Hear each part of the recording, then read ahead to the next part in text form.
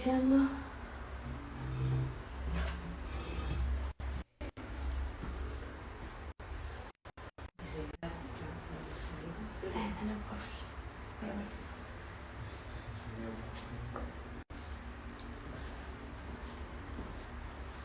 ¿Me va a servir agua ya? Sí. Voy a simular. Eso. ¿Ya sí? Sí. ¿Sí? Ya, dale. Muy buenos días, muy buenas tardes, muy buenas noches. Estamos en un episodio más de 50 más 1 podcast, en este podcast donde se hablan temas que realmente importan. Justamente en este momento electoral.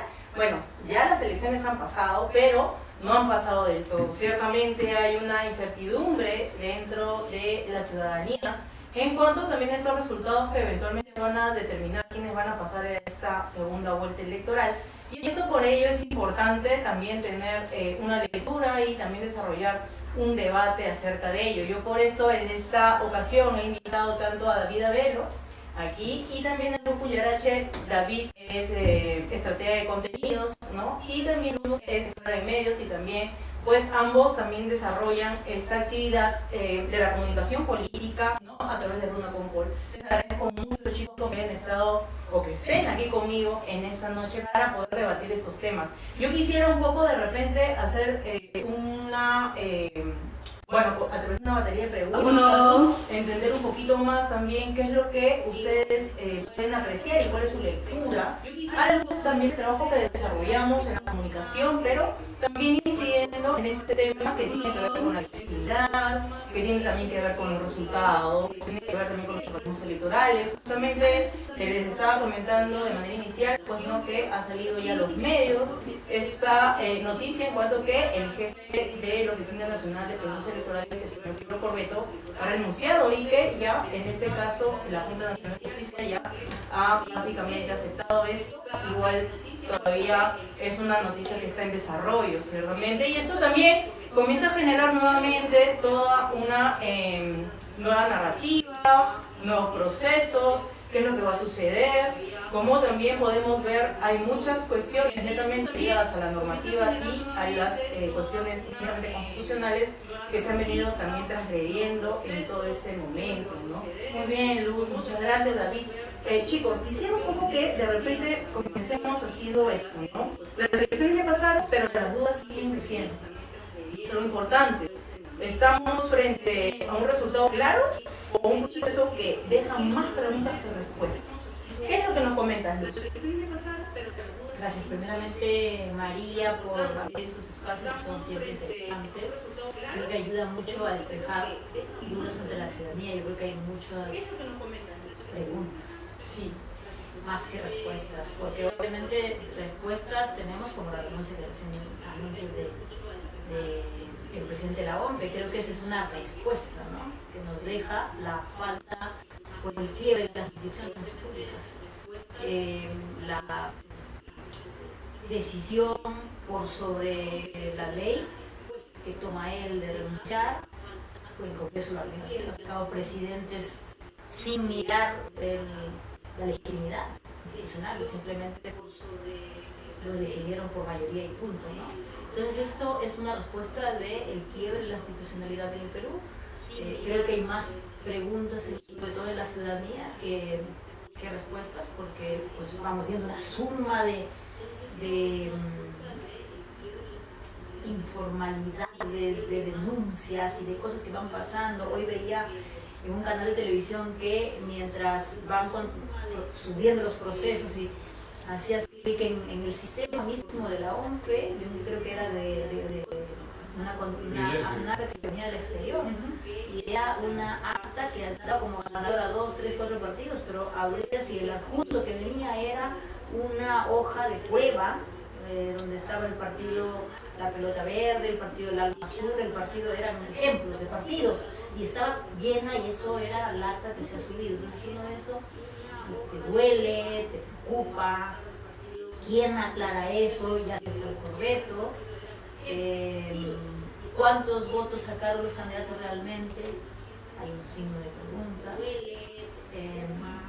La verdad es que es triste para quienes trabajamos en este proceso, para quienes estamos ahondados en la política, porque lo ves en la población y no ha terminado, esto sigue, y sobre todo es porque hay un tema de, estamos iniciando la segunda campaña, que es la campaña de gobiernos locales, ¿no? Entonces, esa campaña todavía se viene y tiene que la OMPE seguir trabajando en esto, ¿no? Entonces, yo lo decía en una entrevista que di para Ecuador hace unos días, el único trabajo que tendría que haber hecho, digamos, durante 5 años, para lo cual se le pagó al señor Corbeto, era para que realice bien el proceso electoral, y no lo hizo.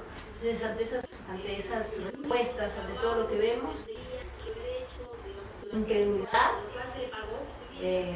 sí, tristeza, ganas de no estar en el proceso, y yo creo que eso no es nada lindo, ¿no? La democracia no está en peligro, de decirlo, ¿no? Es muy importante lo que acabas de comentar, porque ciertamente las bases de la democracia también se sientan en las normas y en el sistema electoral. Definitivamente, ¿no? Porque justamente lo que se busca es de que una vez iniciado el proceso, las normativas sean cumplidas y no cambien, ¿no? Y ahí también hay una serie también de cambios normativos que también este proceso se está planteando, ¿no? Están saliendo los medios, ¿no? Como por ejemplo, cómo hacer para que esos partidos que prácticamente han perdido la inscripción puedan estar en esa segunda etapa, básicamente en los gobiernos subnacionales. Pero esto es correcto en términos de la normativa electoral y del proceso electoral en general. Eso también es una pregunta que se va y se comienza a dibujar en ese escenario. David,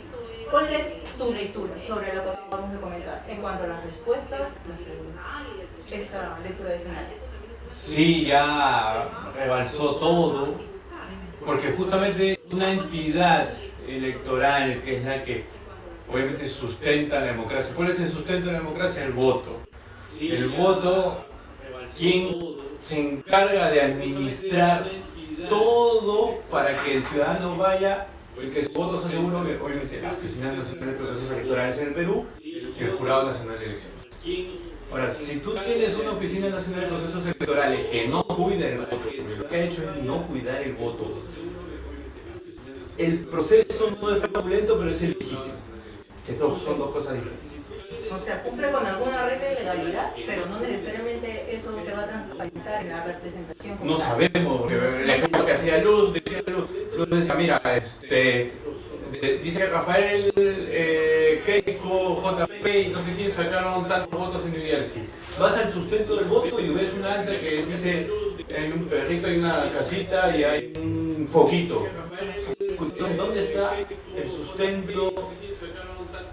O sea, que el voto ciudadano hace ese conteo.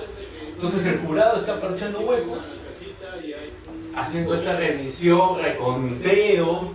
O sea, no, ya no sé hasta dónde vamos a seguir cayendo.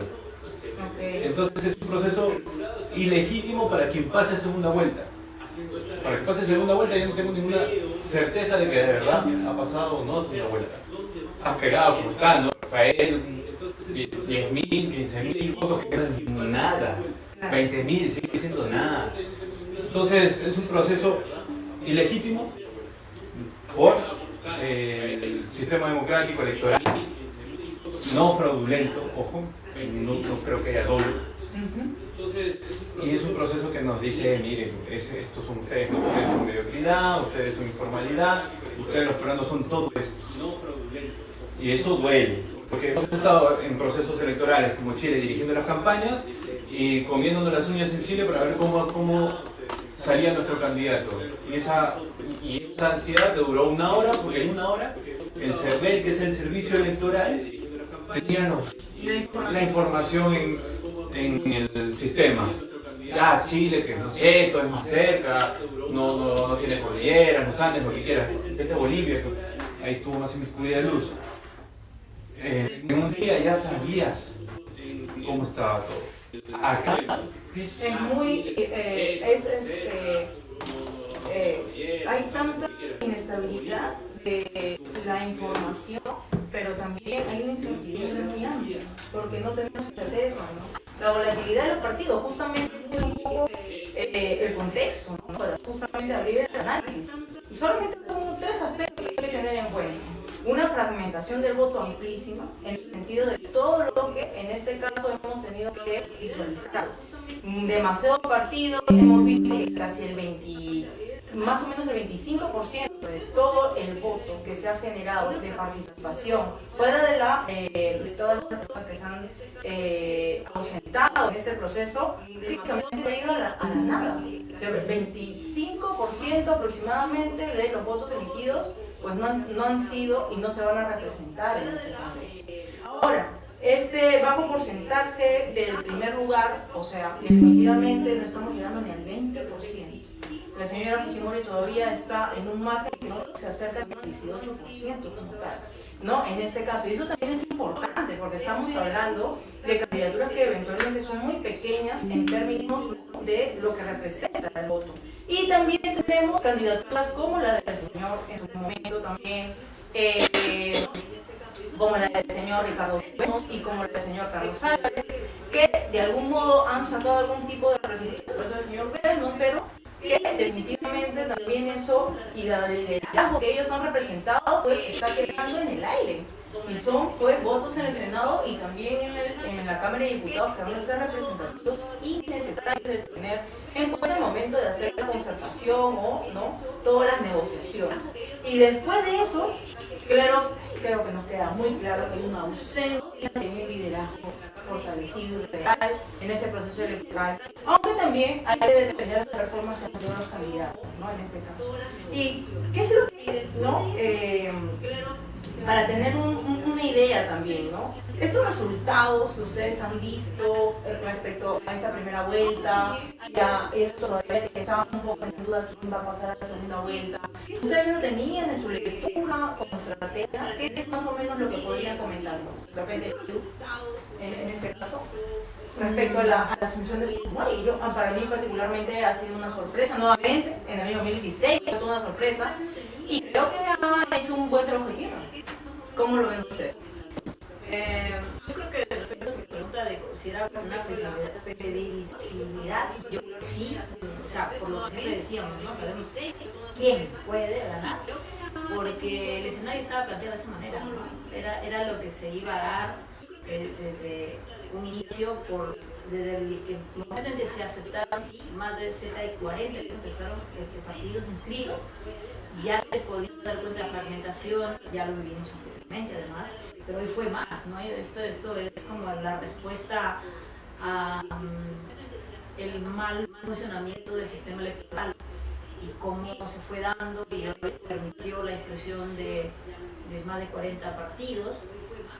Y todo eso te lleva a esto, eso aquí va a salir, podría haber sido Belmont, podría haber sido Nieto, podría haber sido otro de abajo que nunca lo vimos, podría haber sido cualquiera, porque sí considero que hay un grupo del electorado que no tiene una representación y que va a cualquier antisistema, como siempre lo dice David de los análisis, si salga a decir algo que los represente, lo van a agarrar.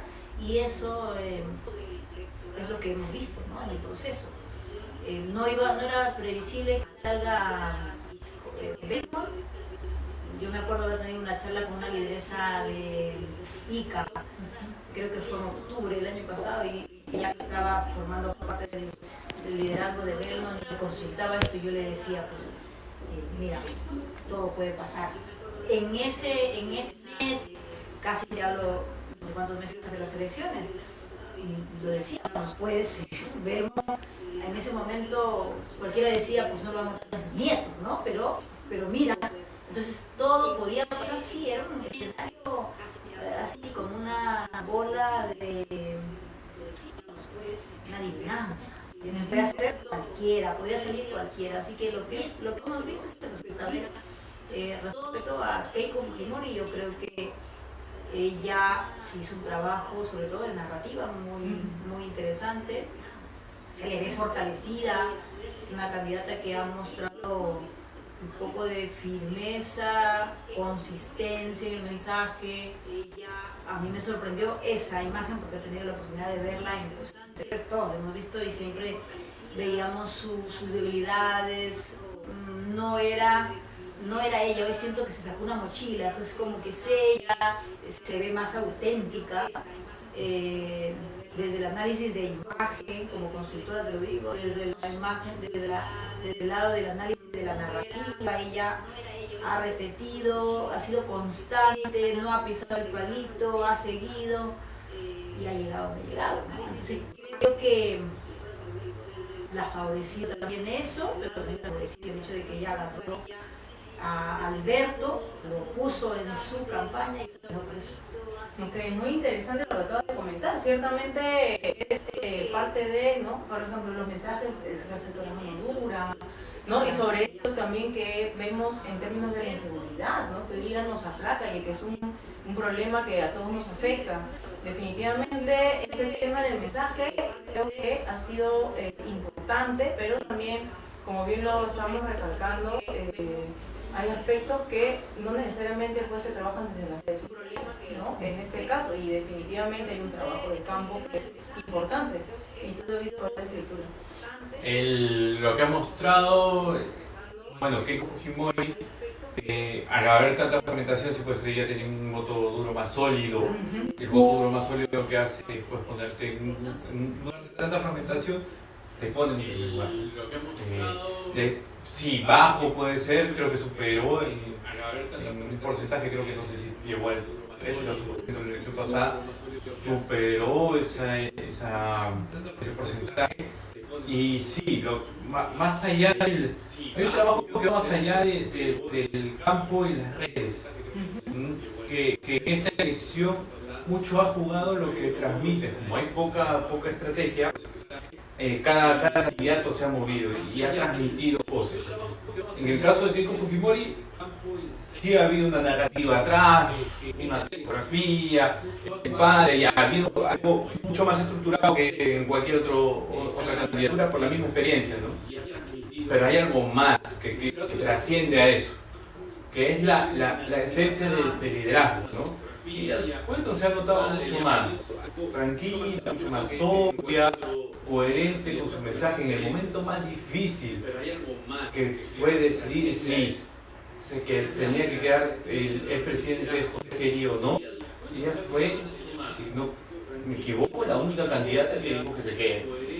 Tú dices, claro, el populismo, la cultura de la campaña, te dice decir que se vaya. Pero ella, coherente y consistente con el mensaje, claro, entonces ella tiene muy internalizado lo que quiere en términos narrativos, en términos también en lo que ella cree, que las decisiones en ese punto son más fáciles, no se deja llevar fácilmente por cultura.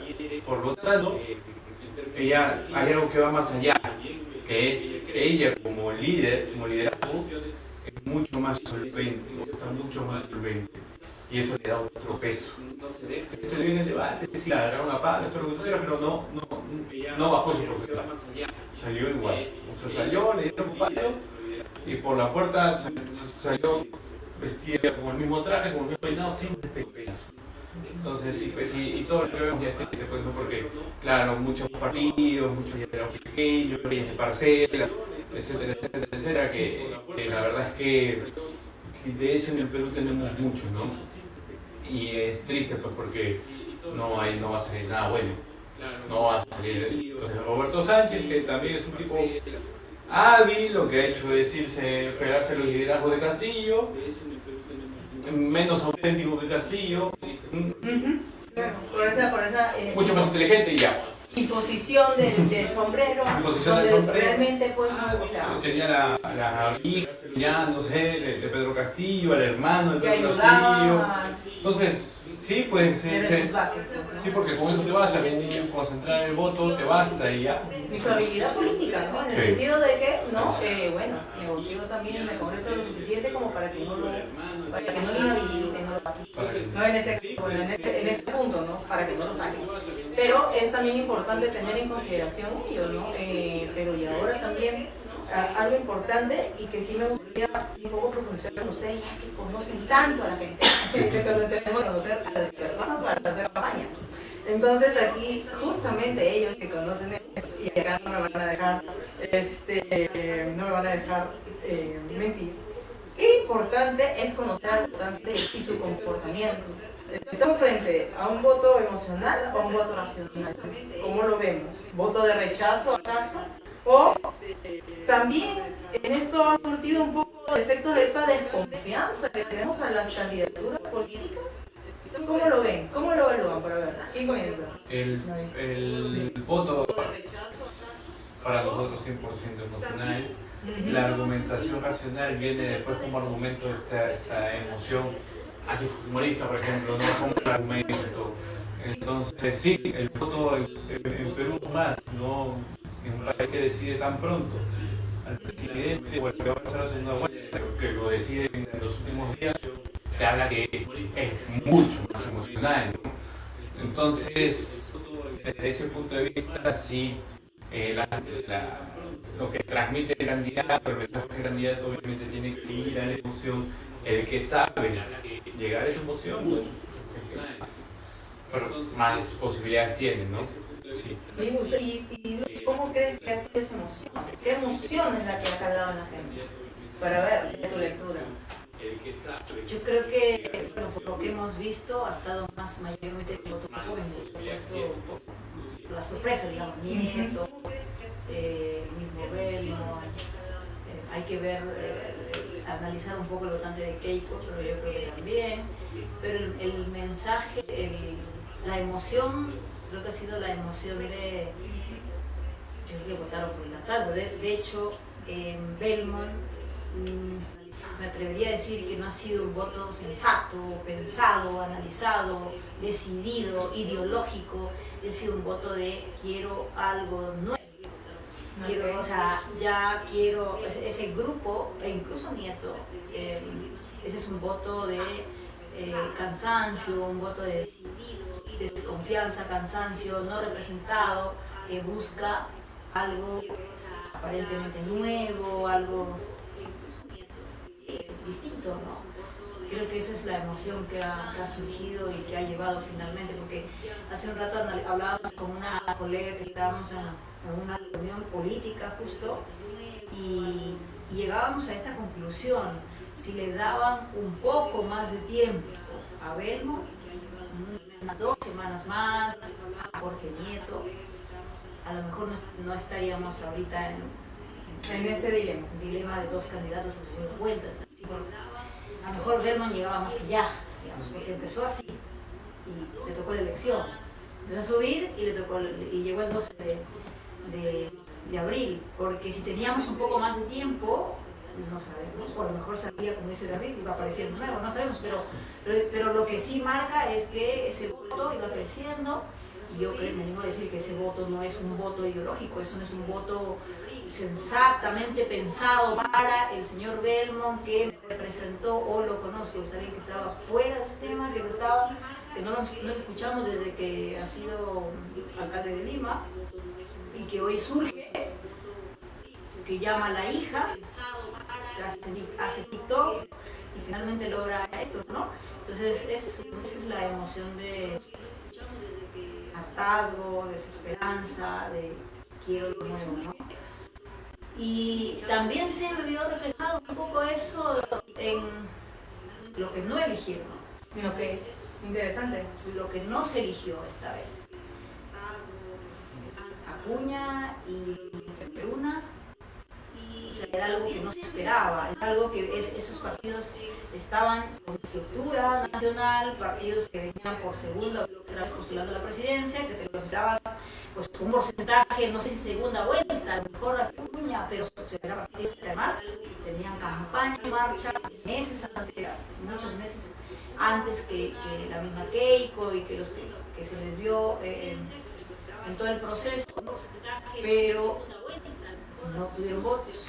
Y tú, María, David y los que nos ven sabrán muy bien de las cifras que invirtieron ambos partidos para su campaña. Y no fueron cifras chiquitas, digamos. Sin embargo, no fueron votados. Y eso también es una respuesta a una emoción del electorado peruano. Vuelvo a repetir, cansancio, hartazgo, hay que ver más en profundidad eso, todavía no termina el proceso, el conteo de los votos, pero ahí hay una respuesta clara, ¿no? Una respuesta que ya dieron y que no hemos elegido, no estamos hablando de que hay un partido nuevo que salió de la nada, pero sí hay respuesta, hay un análisis, una claridad que ha dicho la gente de la elección. Muy importante lo que acaban de comentar, porque ciertamente, ¿no? Este es un poco sobre los factores que, bueno, y las emociones que han influido en el comportamiento del voto, y es una percepción que también nosotros tenemos. Por ejemplo, en el caso de Nieto en particular, yo creo que ahí también se centró en varias regiones, tuvo y fue candidato ganador, por ejemplo, en Arequipa, ¿no? Pero también estuvo muy lejos, ¿no? De los primeros puestos, ¿no? En este caso, yo creo que también eso fue bastante comunicativo en ese sentido, porque de repente teníamos esa visión de repente del técnico que conoce gente, pero no solamente él, o sea, también la gente que iba con él. Qué importante es eso también en este caso, ¿no? Porque de repente los liderazgos no son tan sólidos, pero cuando tú también ves, por ejemplo, ahora que tenemos el tema del Senado y de los diputados, que es donde se va a concentrar, sobre todo en el Senado, realmente el poder, ves, ¿no? En este caso qué importante también es llevar esos liderazgos, ¿no? Porque es más o menos lo que nos estábamos jugando en ese momento, porque las circunstancias actuales, ¿no? Y todos los cambios que también han desarrollado, que se han estado desarrollando en estos últimos años, sobre todo en este último quinquenio, el enviamiento de la figura presidencial eventualmente es bastante importante, ¿no? Entonces, ciertamente vamos a tener un Senado bastante sólido en términos de que va a elegir a una serie de funcionarios de alto nivel en instituciones clave también del sistema político peruano, pero sí también van a tener capacidad de tomar decisiones ¿no? Teniendo en consideración obviamente, ¿no? El desarrollo de la institucionalidad en general. Entonces, en este punto, estimados chicos, Luz y David, quisiera hablar con ustedes de repente un poquito sobre estas controversias del proceso electoral. Hemos estado hablando un poco, hemos comenzado con eso, pero ahora lo vamos a poner así, ¿no? Lo vamos a poner así sobre la mesa. Problemas logísticos, demoras en el proceso electoral, extensión del proceso a más de un día, nunca antes visto, y la percepción ciudadana sobre los resultados. ¿Qué es lo que ustedes pueden comentar sobre ello? Demoras en el proceso electoral. Como lo mencionaba al principio, ¿no? Es ya la cereza del pastel. Es La raya que todo. le falta al tigre. La raya que le falta al tigre. Es impresionante el nivel. O sea, lo que sostenemos nosotros es que la informalidad se ve, es una visión economicista también, ¿no? Pero esa informalidad de la economía te lleva a que alguien de repente no te conteste el teléfono. Esa cortesía, esa educación, ya, eso multiplicado en cada uno de nosotros como cultura, llevado a esa gente a las instituciones, y el debilitamiento que hay en las instituciones, pues obviamente te va a llevar a eso y más. Por eso tú decías, ¿cuáles son las preguntas? No, hay una gran pregunta, ¿hasta dónde vamos a llegar? Y la otra vez hablábamos dentro de una charla con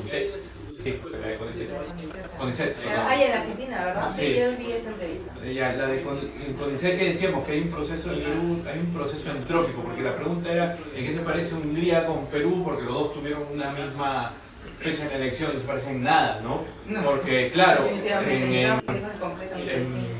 allá acá un sistema parlamentarista, pero acá hay un proceso entrópico, o sea, como que todo ese desorden, caos, todo el caos te lleva a un orden. ¿Por qué? Porque se sigue el sistema democrático sigue la sucesión presidencial, por ejemplo. Eso hasta ahora no se rompe, no hay un militar a cubrir un vacío de poder, sigue el sistema democrático. Pero todo ese desorden te lleva finalmente a todo ese caos, como informales que somos, te lleva a un orden finalmente. Un ordenamiento que nos mantiene, sí, pues es cierto, ¿no? Inestable, lo que tú quieras, pero el proceso democrático funciona en el sistema, ¿no? En el papel vemos que los servicios públicos se caen a pedazos, etc. Pero en el papel funciona. Entonces, todo eso que has escrito ahí, esas 3, 4 cosas lamentables, es parte pues de esa cultura, es parte de ese proceso entrópico o esos ciclos entrópicos que tiene el Perú, así que creo que es natural, ¿no? Es un proceso natural, pero la gran pregunta es ¿hasta dónde vamos a llegar? Yo no sé qué va a pasar la transición, yo no sé si el jefe de la OMPRE renuncia en pleno proceso electoral, si el jurado, ya no sabemos qué va a pasar, ¿no? Entonces, sí, no estamos aprendiendo. Eso es algo muy importante porque, Luz, en el trabajo estratégico, en el trabajo que ustedes desarrollan eso, eventualmente, ¿cómo se afecta también? ¿No? ¿Cuál es tu visión de eso? Si estamos viendo. Si esto triste, lamentable, afecta el proceso, la institución, lo que te mencionaba anteriormente, pero también afecta, para mí,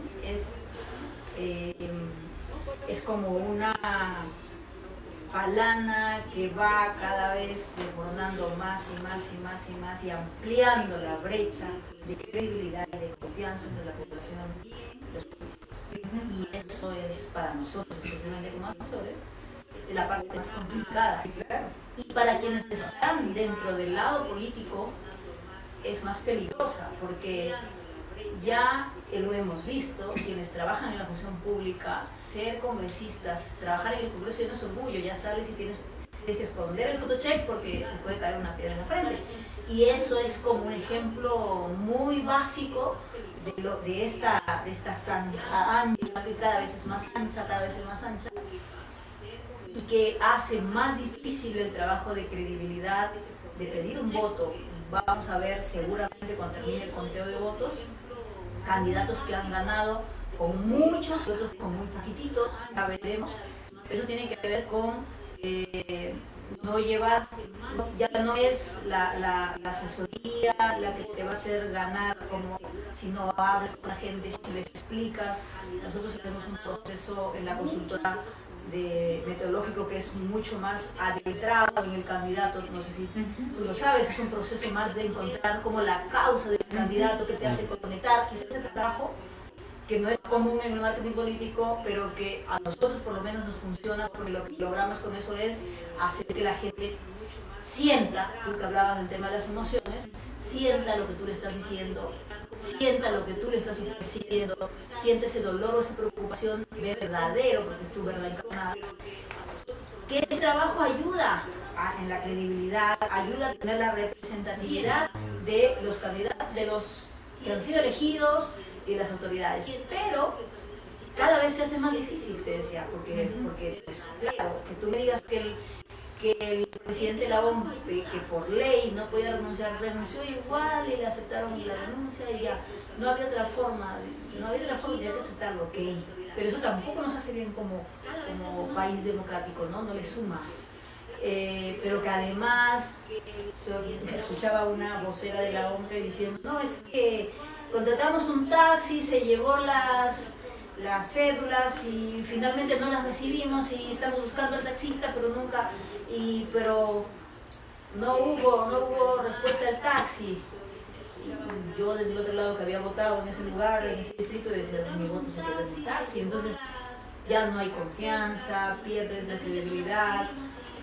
Eso es lo que, digamos, nos convierte en un país menos creíble internacionalmente hablando, nos afecta económicamente, nuestra imagen se ve cada vez más mellada, te lo digo, yo que siempre hago como corresponsalías para el exterior, hay procesos electorales como este que no fueron cubiertos como comúnmente los solíamos cubrir, porque ya, bueno, un presidente más, por ahí en Chile nos hicieron ya una parodia, terrible, ¿no? sí, sí, lo he visto. Que es, o sea, presidente cada segundo, entonces todo eso, ¿cómo creen ustedes que cala hacia la imagen a largo, corto plazo de nuestro país? A nivel y con la mirada internacional, ¿no? Y con la mirada de acá para allá, económica afecta, y para acá, distancia la ciudadanía hacia la clase política. Okay. Sí, justamente eso es algo que eventualmente, bueno, ya lo hemos discutido también, hemos estado así también como si fuéramos un podcast y ellos también en otros espacios y yo también en otros espacios, ¿no? Hablando sobre estos temas que definitivamente pues van a tener efectos, ¿no? Efectos bastante profundos en el sistema político. Las fallas que hemos visto en este último proceso electoral realmente pues han abierto una brecha en la credibilidad y sobre todo en la confianza en las instituciones electorales que hasta hace poco fueron las instituciones dentro del sistema político democrático peruano que han tenido los mayores porcentajes de aprobación. Entonces estamos hablando qué es lo que va a pasar con la política. Y definitivamente estas demoras en el proceso electoral también han tenido un efecto en, probablemente en este caso, en la posibilidad de participación, ¿no? De la participación ciudadana, ¿no? En este punto, aunque bueno, eso se tendría que un poco evaluar, pero la extensión del proceso, eso es algo que eventualmente se ha puesto bajo la manga el Jurado Nacional de Elecciones para poder extenderlo un día más. Porque si no, eventualmente pues también la configuración de las fuerzas políticas, de localidad, sobre todo también estaba ya en este punto hablando de fraude. Y siguen hablando de ello. En ese punto, ¿fraude o crisis de la confianza? Diferencias entre irregularidad, error y fraude. En ese punto, por ejemplo, ¿qué es lo que nosotros vemos? ¿Qué es de repente lo que ustedes más o menos están o han visto, han analizado respecto a ello? Las narrativas que se vienen desarrollando sobre este punto en redes sociales y sobre todo de cara de, en este caso, los liderazgos que eventualmente están pasando la segunda vuelta, ¿no? Que todavía no está del todo dicho, pero hay o sea, hay dos posibilidades y una certeza. ¿Quiénes van a pasar a la segunda vuelta? Y una cosa también es muy importante en cuanto a la percepción, que nosotros trabajamos mucho con ello, en cuanto a lo que son las percepciones, pero también el tema de la evidencia. ¿Qué es lo que podemos hablar sobre esto, que es el fraude o la narrativa que se está tejiendo sobre este fraude? De repente... Ahí, sí. Para ver. Ahí la narrativa de fraude ya no es nueva, ¿no?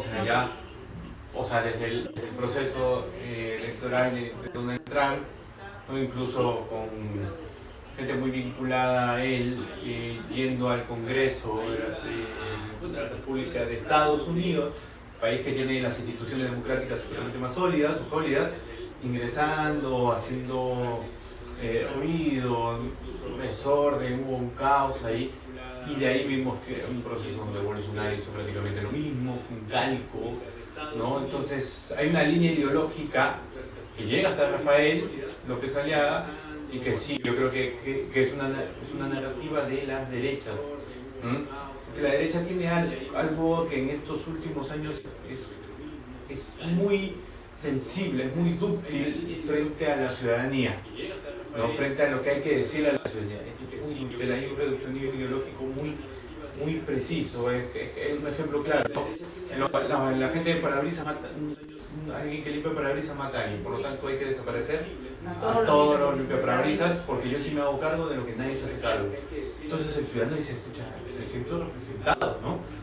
Claro, y así en cada cosa. En Argentina, ¿no? El problema de la economía, vamos a solucionar la economía con un discurso radical respecto a ello. En Chile, el problema es migratorio y de seguridad, bueno, somos los más estrictos en temas migratorio y seguridad. Ahora, hay una narrativa que continúa, ¿no? Bueno, que vamos a sacar a Chile de esto porque es un país mucho más institucionalizado, ¿no? Pero que sí en América Latina se han visto narrativas de fraude. Yo creo que sí, Rafael sigue lo mismo, no es la manera de aglutinar a sus fieles, a los más cercanos a él, a sus seguidores, y por lo tanto yo creo que era casi cantado, ¿no? Era casi cantado. Cuando Keiko Fujimori se acercó más a Vox, también tuvo la misma narrativa, esto es fraude contra mí, etc. Entonces yo creo que ahora ella no está tanto a una derecha tipo Vox, yo creo que está más moderada, más equilibrada, por más que es más un partido popular. Sí. Pero Rafael no, pues Rafael sí está en la extrema derecha, ¿no? Y tiene un discurso muy parecido. O sea, vemos la elección y sí, pues el discurso del fraude va por ahí. No creo que haya fraude. El fraude es un dolo evidenciado, sistemático, de golpearte una elección, pero sí hay mucha irregularidad, ¿no? De las compras, desde el convenio, del contrato con las empresas, ya tú veías ineficiencia. Y eso no es pues, un dolo contra alguien, Claro, eso es una ineficiencia institucional. Entonces, sí, desde ahí, ya ahí tú te das cuenta y dices, no, espérate, esto es una ineficiencia de la cabeza, más que un fraude. Entonces, desde ahí ya caerme diciendo que a las 11 de la noche, cuando no tenían claro, los funcionarios desesperados llamando a esta empresa para que le solucione el problema, y de ahí seguro un genio por haber dicho, no, mi tío tiene 3 camiones, mejor le llamémoslo solo a él.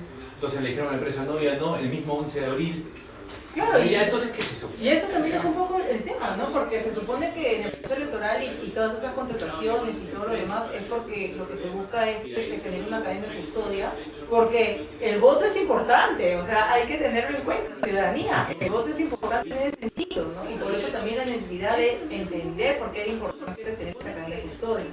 Y tú, yo voy a aportar un poquito más a lo que ha dicho David nada más. Yo creo que está claro el panorama, el detalle, pero sí, yo creo que la narrativa ya salió, al menos aquí en Perú, hacia las redes, y lo que vemos es un boom de publicaciones diciendo lo mismo, fraude y esto, pero creo que para lograr no sé qué, no sé si van a, lo que están pidiendo, lo que se le haga es anular y que haya un nuevo proceso, algo que institucionalmente tú lo sabes, institucionalmente no se daría.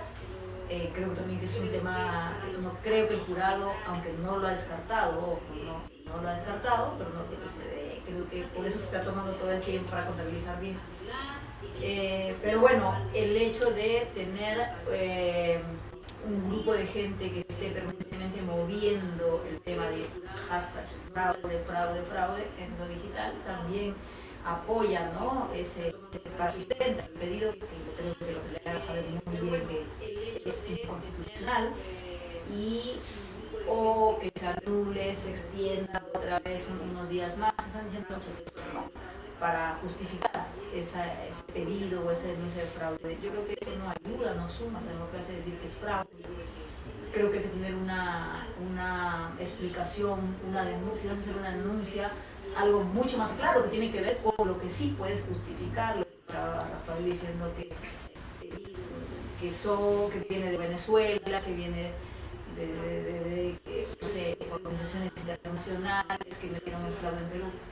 Puede ser que sea verdad, no lo podemos negar, pero lo cierto es que aquí hemos tenido claramente una institución que no supo llevar el proceso como corresponde y cometió errores de administración, de ejecución, que dio una clara muestra de no necesitamos como ir para afuera. Si hay algo afuera, pues no lo sabemos, pero no necesitamos ir a decir que Venezuela estuvo inmerso acá o Rusia, quien sea, no. Creo que con todo lo que hemos visto, con todas las pruebas que están a la vista, podemos sustentar como ciudadanos incluso o como candidatos una denuncia clara de la falta de administración institucional y de que el señor Roberto ya está eso.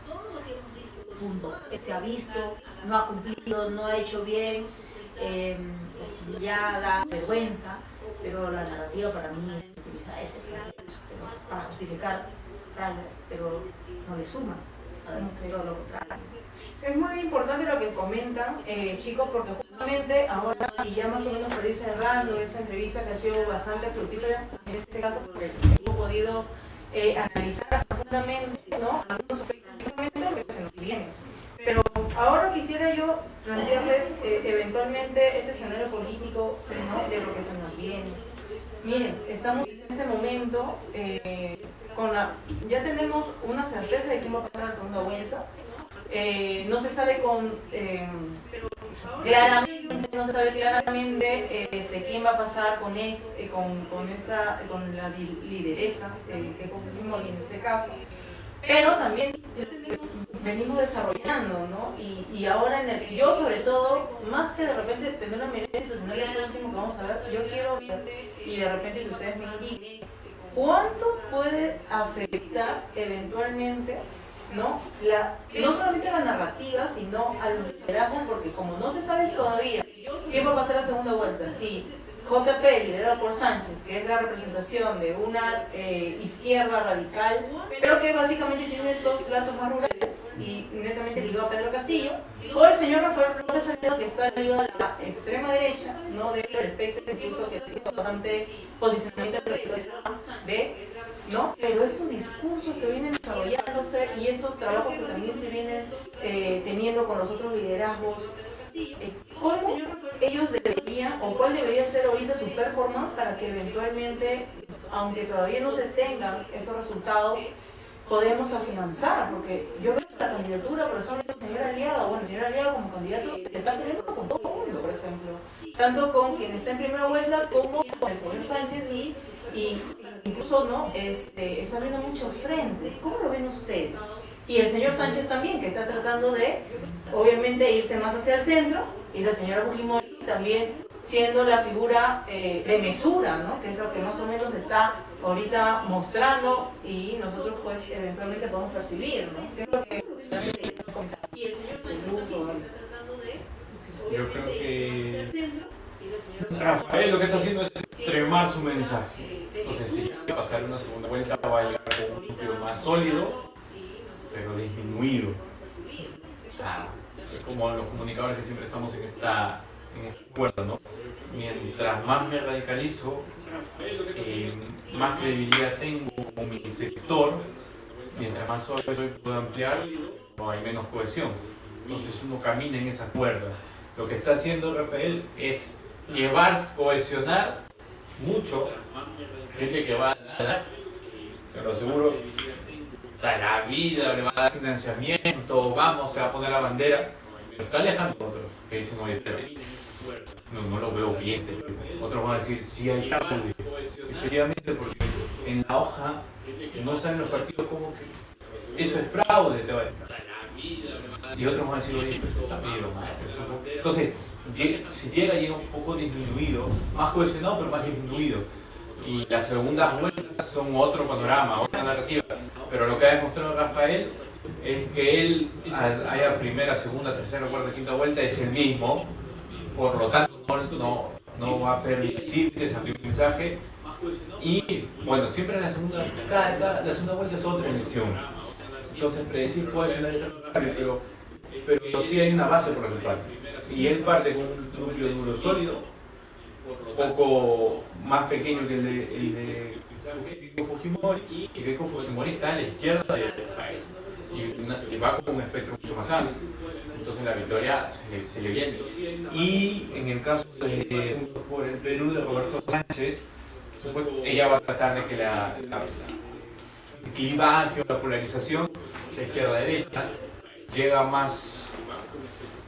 con un liderazgo mucho más equilibrado, llega con más experiencia, la izquierda llega golpeada, ¿no? Después del gobierno de Pedro Castillo, más fortalecida en el núcleo, pero en general más golpeada.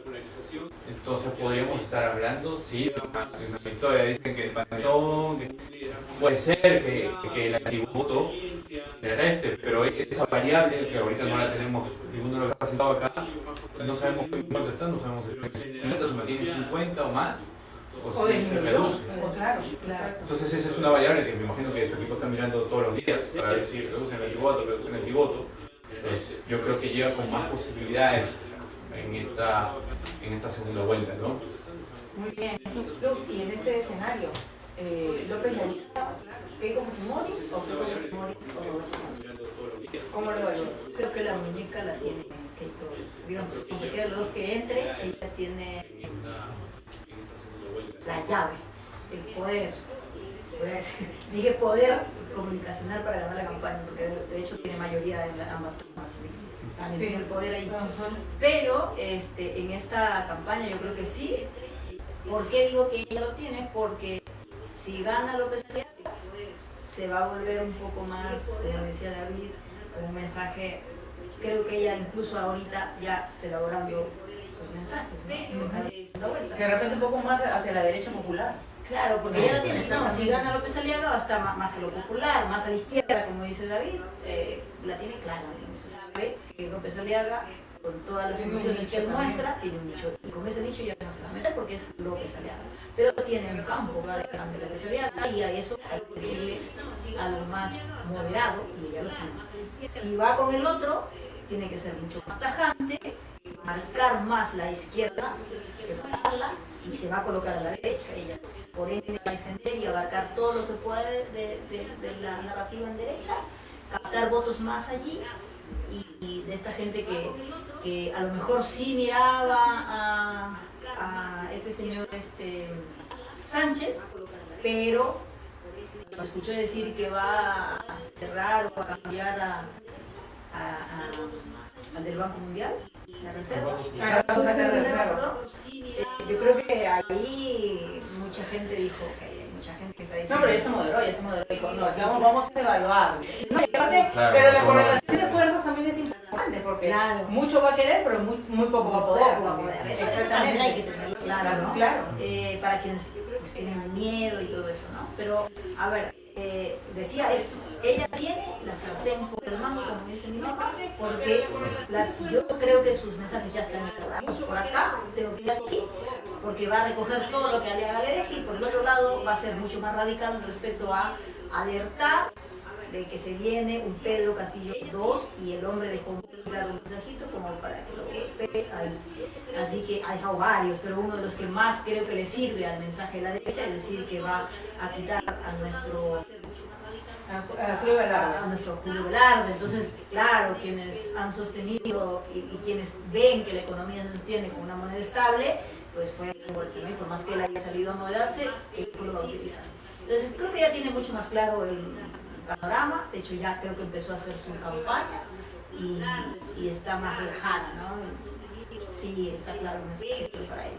Muy bien, muchas gracias a todos y todas por haber estado con nosotros en esta noche. Le agradezco mucho también la presencia nuevamente de David y de Luz, que justamente, ¿no? Acá con 50 más 1 podcast también, y estamos trabajando de la mano con Bruna, con Paul, ¿no? En este punto. Yo definitivamente quiero saber con unas palabritas muy bonitas. Los resultados ya están, pero el análisis de todas maneras continúa, no va a ser la primera vez. Luz, y ya con David hemos estado en otras ocasiones, definitivamente. ¿Por qué? Porque este es un espacio para poder también analizar estos temas, porque luego de la segunda vuelta, y bueno, ya sepamos bien quiénes van a ir a la segunda vuelta, hay que ir marcando una agenda, ¿no? En cuanto al trabajo que tienen que ir realizándose. Por ejemplo, ya dejó el señor Balcázar bien determinado que la compra de las casas ya no lo va a hacer este gobierno, sino el gobierno que viene. Hay papas calientes que está dejando este gobierno, y eventualmente muchos están, ¿no? Sobre todo los funcionarios de alto nivel, a ese nivel, con miedo, porque creo que le pueden quitar visas, ¿no? Algo estábamos escuchando en ese sentido, sobre todo por el caso del gobierno norteamericano. Pero justamente como lo comentaba, ¿no? Los resultados están, pero el análisis continúa.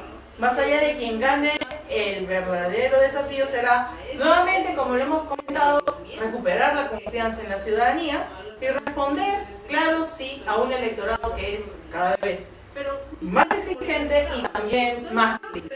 Eso ha sido 50% podcast, y no se olviden de seguirnos en las redes. Vamos a seguir teniendo entrevistas también y desarrollando los temas y también marcando una agenda, porque el Perú lo necesita. Si no lo hace nuestras autoridades, si no lo hace el gobierno, nuestras autoridades, lo podemos hacer nosotros desde estos espacios de debate y de comunicación. Muchas gracias a todos. Chao, chao.